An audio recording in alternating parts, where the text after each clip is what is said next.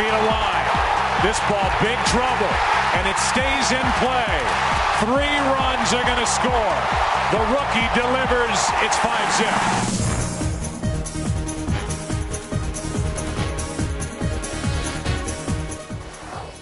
The Phillies once again tried to intimidate the Dodgers from the mound. And this time, LA fought back with its bats. The Dodgers put 5 runs on the board in the first with 5 hits, highlighted by Blake DeWitt's bases-clearing triple. After an early outburst at the plate, the Dodgers and Phillies literally exchanged words. Prior to the game, Derek Lowe played the role of soothsayer. Again, you don't want to sit up here and say, you know, you're going to hit people, but I think there was definitely a situation where that you could have maybe done the same thing back. Well, Hiroki Kuroda did just that. He greeted Shane Victorino in the third with a pitch just a bit out of the strike zone.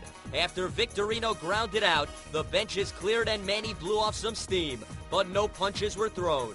While Jamie Moyer recorded only 4 outs, Kuroda tossed 6+ effective frames to notch his second postseason victory. The Dodgers cruise past the Phillies 7-2.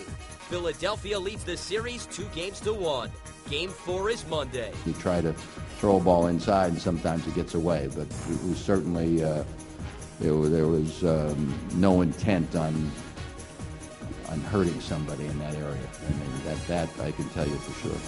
You know, I really don't think this is anything that's going to be long-lasting. I think that each game is going to be take on a life of its own. You know, it's 2 competitive teams going at it. You know, both teams are fighting to get into a World Series.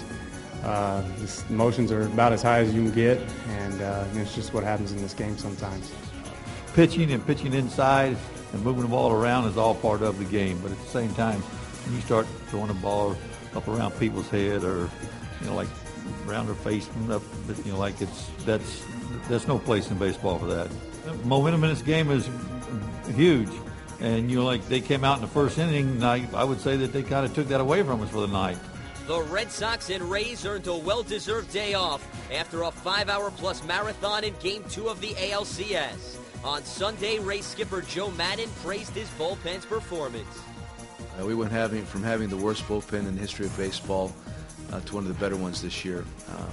And they all contribute. They all have their roles. They all do their jobs. The biggest difference is that the wonderful thing is that when you call and you bring somebody into the game, you have a pretty good idea of what to expect. And that's probably the best thing you can have out of your bullpens. Tampa turns to Matt Garza in Game 3 on Monday. The right-hander went 1-1 with a 4.50 ERA in 4 starts against Boston this season. The Red Sox counter with lefty John Lester, who won all 3 of his starts and posted a minuscule .90 ERA against the Rays this year. If you can kind of stay away from the big innings where they get big hits after big hits and they start running all over the place, then you can kind of control the tempo. But, you know, it's tough to do with this team. I don't really see the sense of urgency right now. I mean, we're at home and we got 3 against them here, and hopefully we can put up, you know, a good fight in these next couple games and pick up a couple wins, and we'll see where we're at, you know, after tomorrow. I'm Lance Meadow. For all the latest postseason news and highlights, stay locked to MLB.com, where baseball is always on.